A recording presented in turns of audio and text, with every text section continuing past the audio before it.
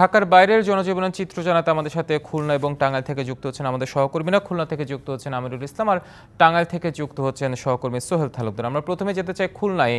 আমিরুল, এই যে একটা সংকটের সময় গিয়ে, সংঘাতের সময় গিয়ে স্বাভাবিক হতে শুরু করেছে জনজীবন, রাজধানীতে আমরা সে চিত্র দেখেছি।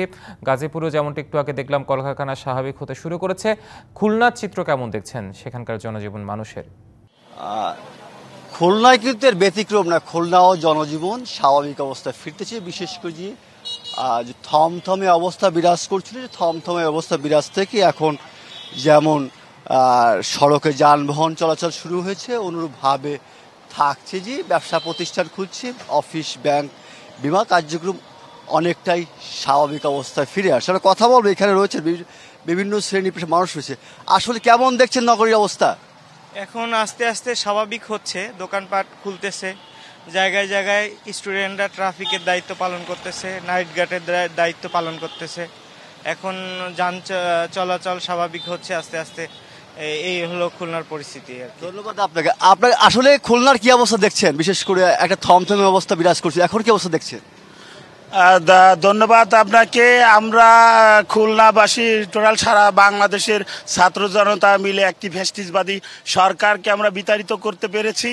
এজন্যে আমরা মহান রব্বুল আলামিনের দরবারে শুকরিয়া আদায় করতেছি। কিন্তু পরিশেষে একটা কথা বলতে চাই, দেশে বর্তমানে আপনার কিছু অসাধু লোকজন দেশে নৈরাজ্য সৃষ্টি করতেছে, আপনার লুটতারাজ করতেছে। আমরা সাধারণ মানুষ এর পক্ষে না, আমরা এর থেকে নিষ্ক্রিয় পেতে চাই। আমরা চাই জনজীবন সুন্দরভাবে, সফলভাবে জনজীবন আবার স্বাভাবিক জীবনযাপন করুক, এটাই আমাদের প্রত্যাশা। ধন্যবাদ আপনাকে। কি দাবি করেন? খুলনার কি অবস্থা দেখছেন? খুলনার সার্বিক পরিস্থিতি থমথমে অবস্থা বিরাজ করছে। আমার কাছে এই মুহূর্তে যে এটি খুব দুঃখজনক, যেটি হচ্ছে আন্দোলনের একটি সুফলকে নস্যাৎ করবার জন্য কিছু অসাধু সন্ত্রাসী বলবো, দুষ্কৃতিকারী বলবো। ধন্যবাদ আপনাকে। এবং যেমনটি বলছে, বিশেষ করে সাধারণ মানুষের মধ্যে যেমন এই আন্দোলন পরিপ্রেক্ষিতে এখন কিছু যে খুলনা যে দুষ্কৃতিকারীরা নেমেছে, যারা বিভিন্ন রকম ভাঙচুর লুটতরাজে নেমেছে, এদের প্রতি একটা অতিষ্ঠা বা মানে অনীহা চলে আসে সাধারণ মানুষ। এটা নিয়ে মানুষের আতঙ্ক বিরাজ করছে। এটাই ছিল সর্বশেষ অবস্থা। আমিরুল, আপনাকে ধন্যবাদ।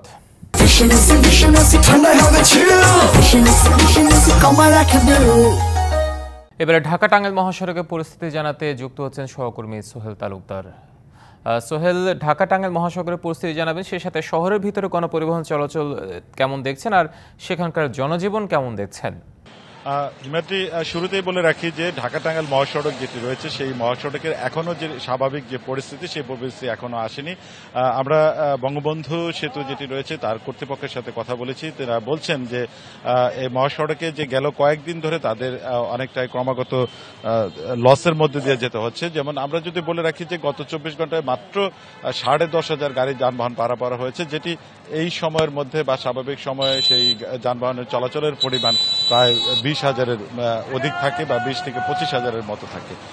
একেবারে তারা যেটি বলছেন যে গত 24 ঘন্টায় যে যানবাহন পারাপার হয়েছে, সেই যানবাহনের মধ্যে ব্যক্তিগত যানবাহন এবং এই ছোট ছোট যানবাহন, অল্প কিছু ট্রাক, তবে দূরপাল্লার যে গাড়িগুলি, সেই দূরপাল্লার গাড়িগুলি একেবারে কম চলেছে।